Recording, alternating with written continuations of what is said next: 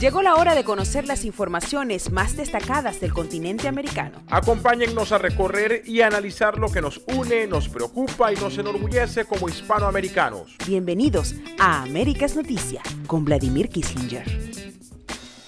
Muy buenos días, feliz tarde y mejor noche para todas aquellas personas que nos están acompañando en una nueva oportunidad a través de Américas Noticia. Ya estamos retomando este contacto después de 24 horas. Por cierto, aprovecho para agradecer a José Alberto Gil y por supuesto Humberto González, quienes estuvieron en nuestra edición del día de ayer hablando sobre Venezuela, sobre el destino que le espera, que le depara al país y sobre muchos otros elementos que tienen que ver, por ejemplo, con lo que significará la reconstrucción desde el punto de vista de la nación, desde el punto de vista del Estado. A ellos eternamente agradecido y por supuesto la invitación ha quedado abierta para incorporarlos en nuevas ediciones. Ya ustedes lo conocen, el caso de José Alberto todos los martes está con nosotros y por supuesto Dios mediante vamos a tener a Humberto González, ya no solamente a través de sus redes tradicionales, sino frecuentemente a través de América es Noticia.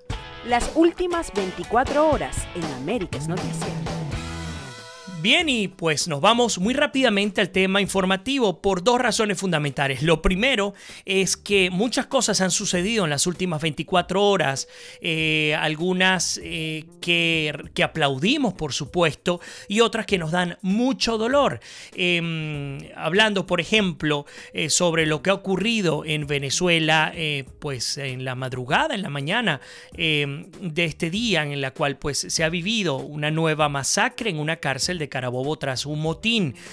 Se habla ya de al menos 78 personas, 78 fallecidos, se calculan 10 mujeres, 68 hombres. Y bueno, este motín habría comenzado a raíz de una requisa. Vamos a estar hablando de este tema venezolano, pero en la segunda parte, porque también nos tocará hablar sobre Suiza, y es que este país de la Unión Europea congeló, o de Europa mejor dicho, congeló los fondos de 7 altos cargos del régimen de Nicolás Maduro, entre ellos Diosdado Cabello, uno de los que, por ejemplo, en los Estados Unidos aún se espera con mucha curiosidad las razones por las cuales no ha sido sancionado.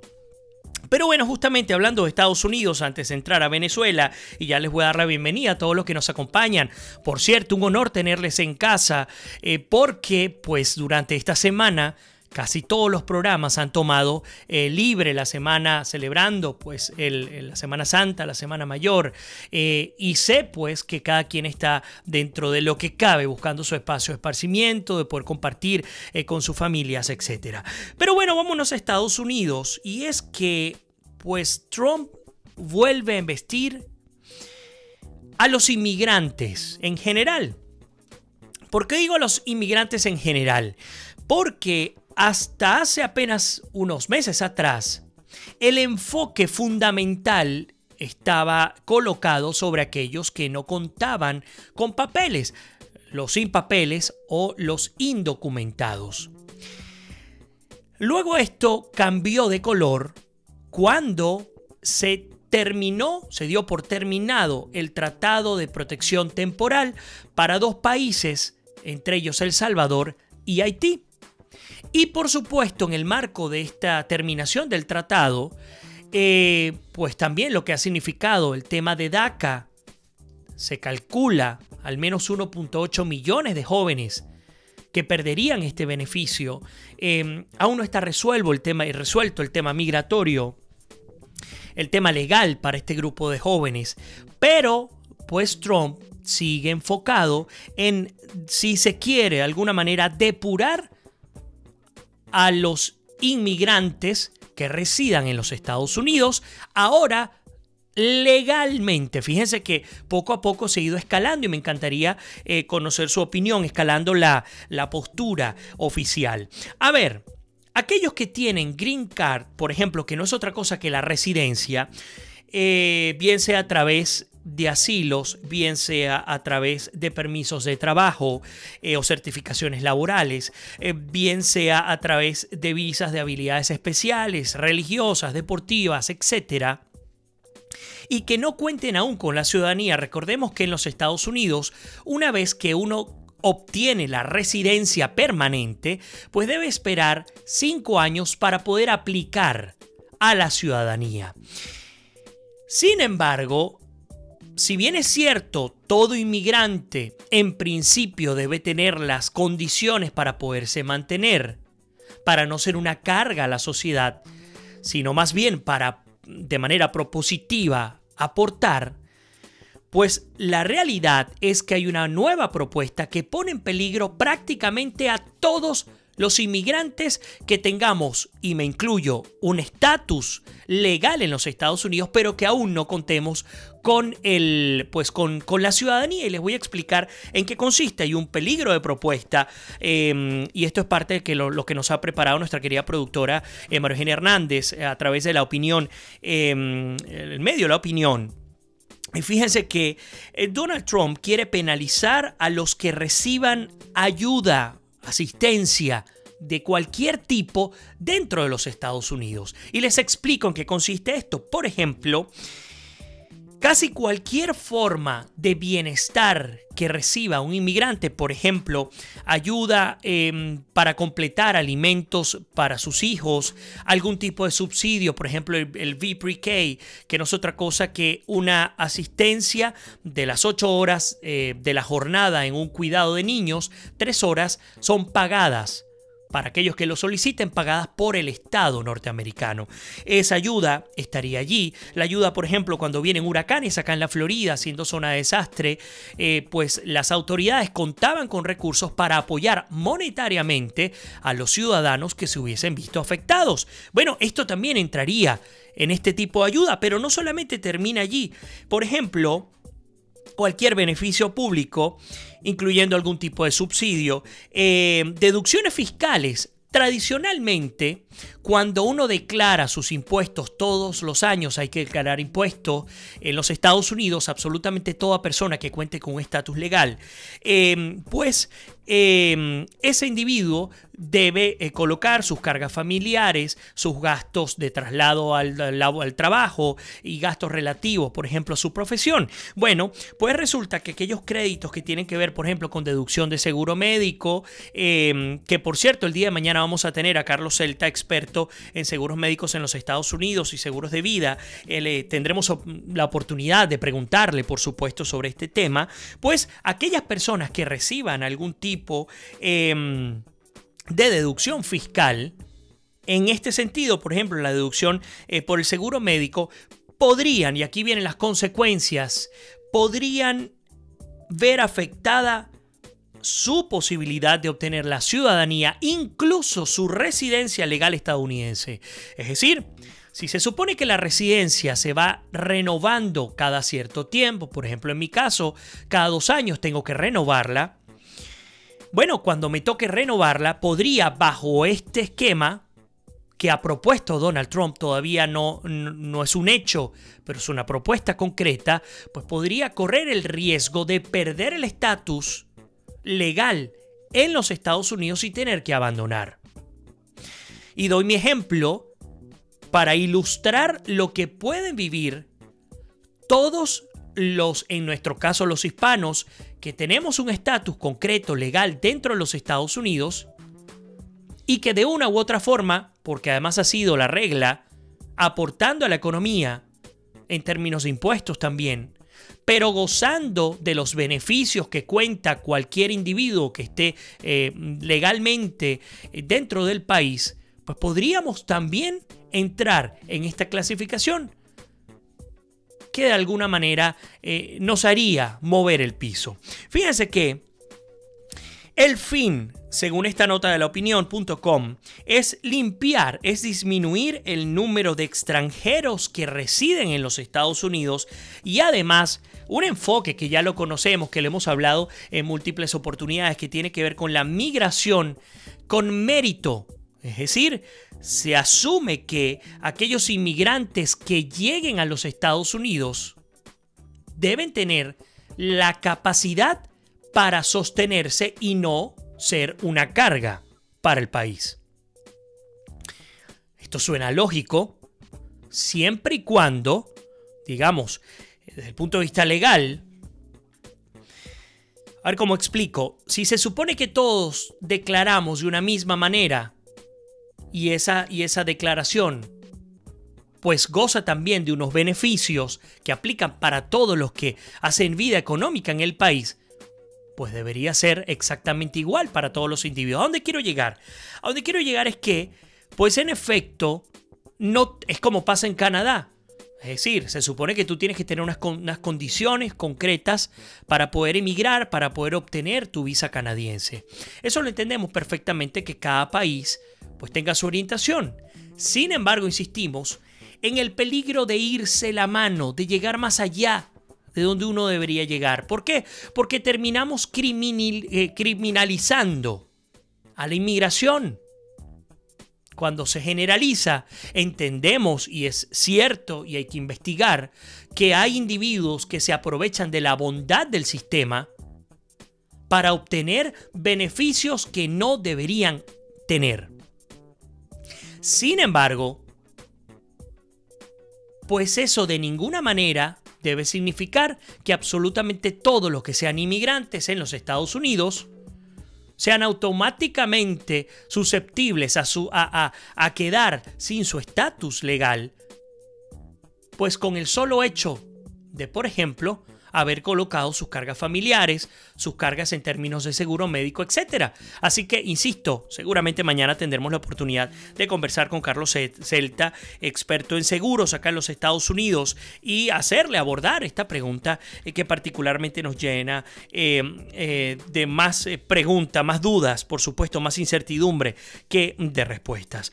Bien, en paralelo, Donald Trump ha afirmado que nunca derogará la segunda enmienda. Era algo que se esperaba, algo que no nos sorprende para los que, digamos, no están al tanto de en qué consiste la segunda enmienda, pues no es otra cosa que el derecho, en concreto, el derecho a portar armamento dentro de los Estados Unidos. Así de sencillo. Es una segunda enmienda, mejor dicho, esta segunda enmienda fue establecida, escuchen bien la fecha, en 1791. Cuando para ese entonces la República estaba en plena construcción, con inestabilidad política, inestabilidad incluso en términos de guerra interna, de conflictos internos, pero que, tal como lo comentaba Humberto González el día de ayer, pues así como la primera, que tiene que ver con las libertades individuales, entre ellas la libertad de expresión, pues la segunda enmienda ha formado parte también tradicional de, por supuesto, la historia de los Estados Unidos de estabilidad. Y esa estabilidad supone, pues, tal como se lo habíamos comentado también ayer, y nosotros lo imaginábamos, que pues sencillamente no habrá modificación en términos de la segunda enmienda. Sin embargo, por encima de esta no modificación de la segunda enmienda, pues se pueden hacer, o mejor dicho, por debajo, se pueden hacer muchas cosas. Se pueden establecer criterios de alcance, hasta dónde puedo llegar en mi alcance en términos de la capacidad de adquirir armamento. ¿Cuáles son los requisitos que se establecen?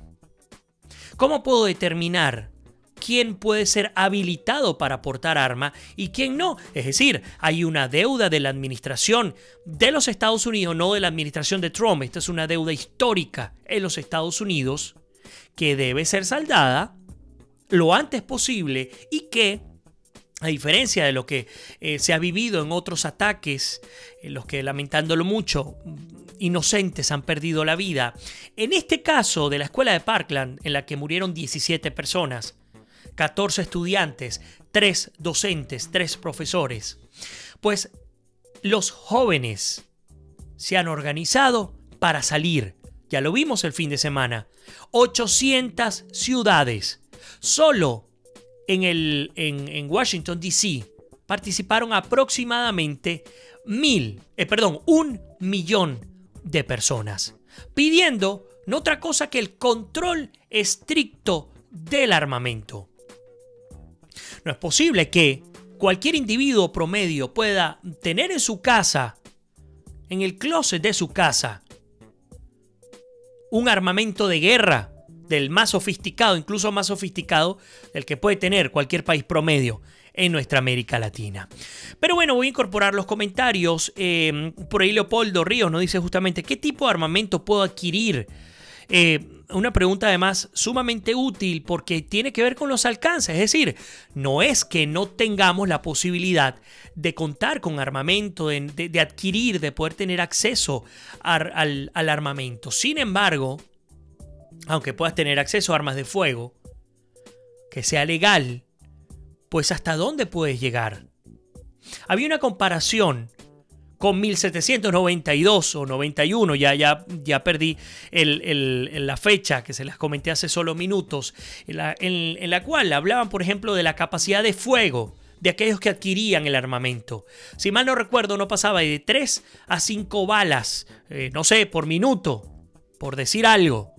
Es decir, lo que ocurrió en aquella oportunidad, pues no es lo que ocurre hoy día. Y entendemos que el respeto a una constitución como la de los Estados Unidos y la estabilidad demostrada, la función demostrada de esa misma constitución debe mantenerse, pero también las formas deben variar.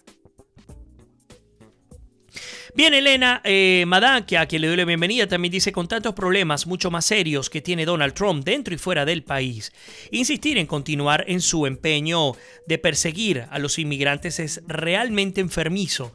Debería ocuparse del asunto de las armas, que hace mucho más daño que los inmigrantes. ¿Qué individuo tan loco? Nos los comenta nuestra querida Elena Madán, a quien le doy la bienvenida. María Morales también nos acompaña. William Rojas, Emerson, como siempre. Ángel, Carolina Celis, Mario Guillermo Mazone, también bienvenido a tu casa, Mario. Arsenia Prieto, como de costumbre, dice, ¿qué les parece? Estalló una granada en la sede policial de Valencia, asumo que en Venezuela.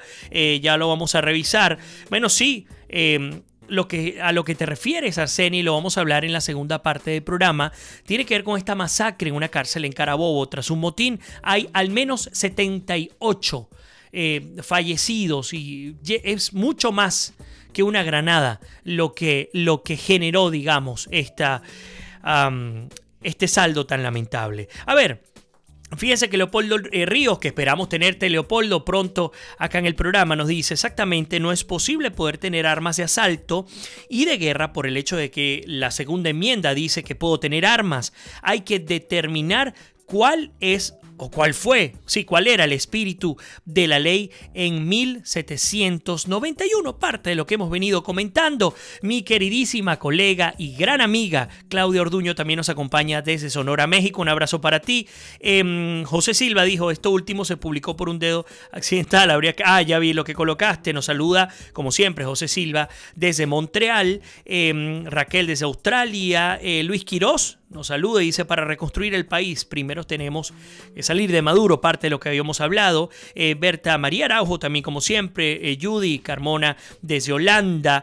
En fin, muchísima gente querida. Bueno, de hecho, Berta me faltó decir dónde está y nos comenta, además haciéndole publicidad, que nos envía saludos desde la capital del mejor vino del mundo, desde Oporto. Mónica Salazar. Marjim de Pellegrino también nos saluda desde Suiza. Encantadísimo de tenerte, sobre todo el día de hoy, porque en la segunda parte, que ya estamos muy cerca de llegar a esa segunda parte, vamos a estar hablando de Suiza y de esta sanción al régimen de Maduro. Pues las cosas continúan poniéndosele cada vez más, digamos, más cerradas al régimen de Nicolás Maduro.